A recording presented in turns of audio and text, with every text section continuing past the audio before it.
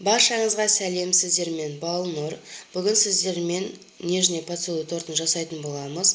Маған керекті заттар: қаймақ, ерітілген сары май, қант, сода, тұз, ұн. Алғашқыда ыдысымызға осылай қаймағымызды салып аламыз.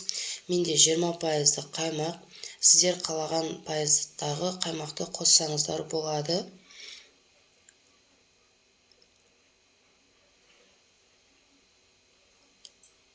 Оның үстіне қантымызды саламыз. Жақсылап араластырамыз. Қанты еру үшін 1-2 минутқа қоя тұрамыз.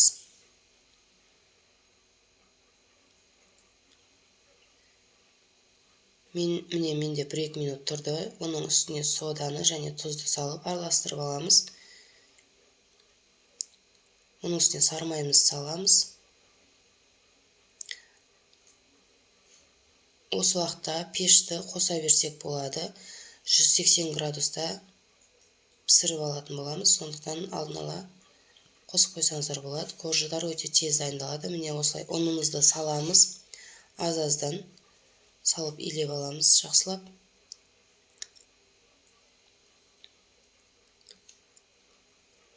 Венчикпен араластыру қиындаған кезде қолмен араластырамыз.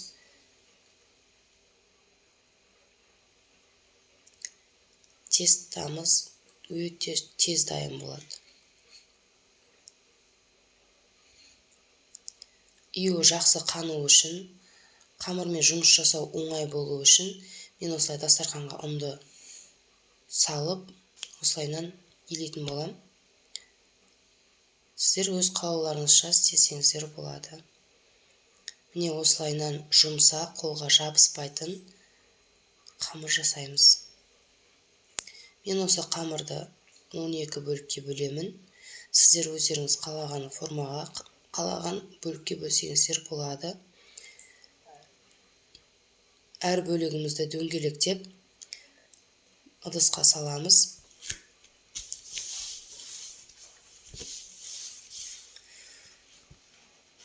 Мен осылай бөліктерге бөліп, дөңгелектеп ыдысымызға салып, бетін пищевой пленкамен или пакетпен жауып, 10-15 минутқа қоя тұрамыз.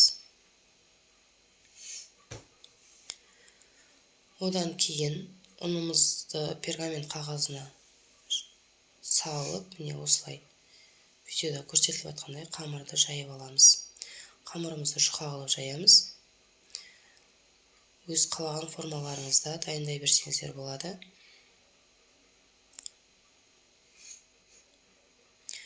Көріп тұрғандарыңыздай қамырмен жұмыс жасау өте оңай. Қамырымыз жұмсақ, әдемі болып шығады. Міне осылай мен сияқты алдын ала кесіп алсаңыздар да болады. Кеспей жай ғана өзің пісіріп, ыстықтай өз қалаған формаларыңызда кесіп алсаңыздар да болады піскеннен кейін. Міне осылайынан 1-2 минут, кемі 5 минут өздеріңіздің пештеріңізге қарай пісіріп аламыз. Мен тек 2 ғана пергамент қағазын қолдандым.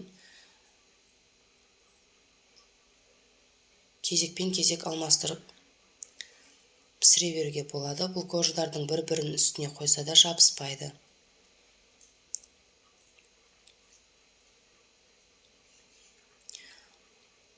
Вилкамен бетін тесеміз, өйткені әр жері көтеріліп кетпеу керек. Міне менің корждарым пісті. Осылай беті қызарғанша пісіріп аламыз. Жаны алу оңай. Қамырымыз жұмсақ болып шығады. Кішкене тұрғаннан кейін, суығаннан кейін қатаяды.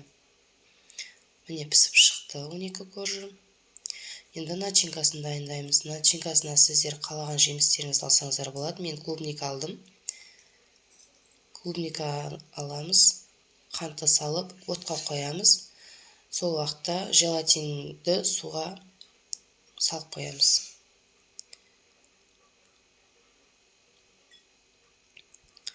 Міне осылай әбден қайнатып аламыз.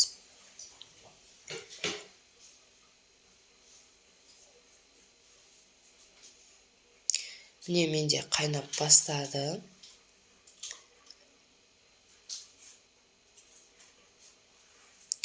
Осылай қайнап бастағаннан кейін 1 минуттай отта ұстап, сосын алатын боламыз. Алғаннан кейін осындай ситадан өткіземіз.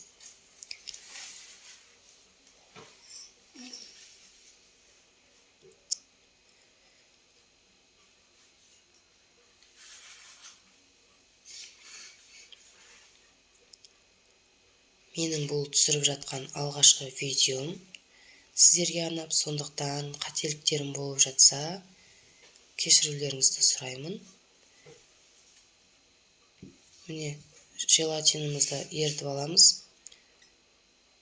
Міне, ертіп алдық. Енді осыны ыстықтай құйып, жақсылап араластырып, бетін жауып, салқын жерге қойып қоямыз. Енді кремін дайындаймыз. Креміне мен крем-чиз дайындаймын. Міне, осылай творожный сырды салып, жақсылап араластырып аламыз.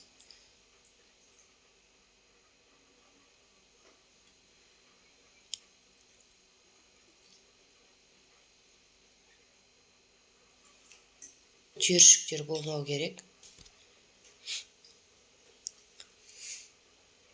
Міне, кішкене осылай жұмсарғаннан кейін үстіне сахарный пудраны саламыз.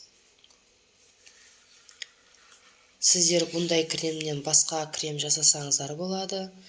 Мысалға, заварной крем или сметаннан жасасаңыздар болады кремді. Шоколадты крем жасасаңыздар болады. Маған осы крем ұнайды. Осы креммен жұмыс жасаған маған ыңғайлы. Сол себептен осы кремді пайдаланамын. Міне, сахарный пудра мен творожный сырды араластырып алғаннан кейін үстіне сливки құямыз. Бірақ сливки құйғаннан кейін көп араластыра беруге де болмайды. Кішкене қоюланғанша араластырамыз. Өйткені біріп кетуі мүмкін.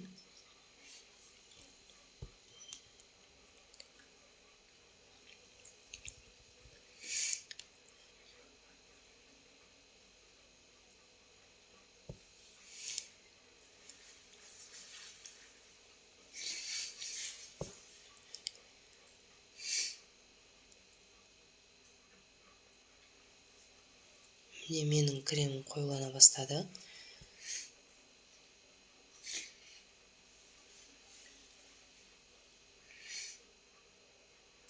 Кремім дайын.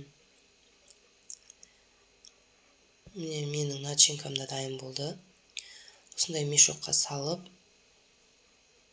астын қиып дайындаймыз.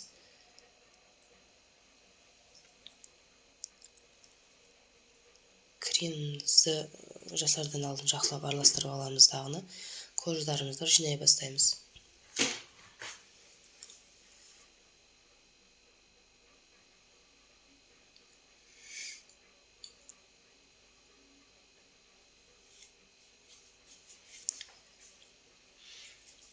Міне, осылай коржымызды қойып, үстіне кремімізді жағып, оның үстіне начинкамызды саламыз. Мен осындай формада жинаймын. Сіздер бұндай формада жинамасаңыздар да болады. Міне, тап осылайынан 12 коржымызды жинап шығамыз.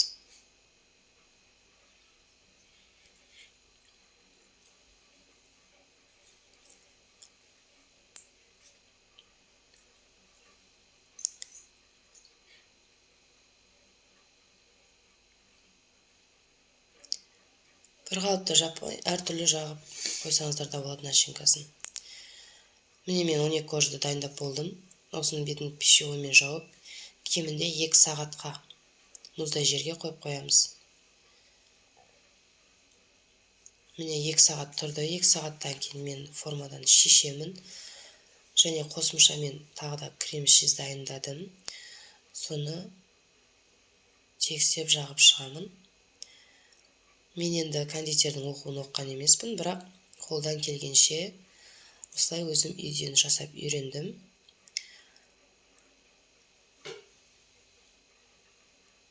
Мен бұл торты жолдасыма арнап жасап жатырмын. Сол себептен сахарный қағаздан жазулар шығарып келдім. Мен солай сәндейтін боламын. Сіздер өздеріңіз қалағандай оформление жасай берсеңіздер болады. менің видеом ұнады деген ойдамын. Тіркеліп лайк басып кетіңіз.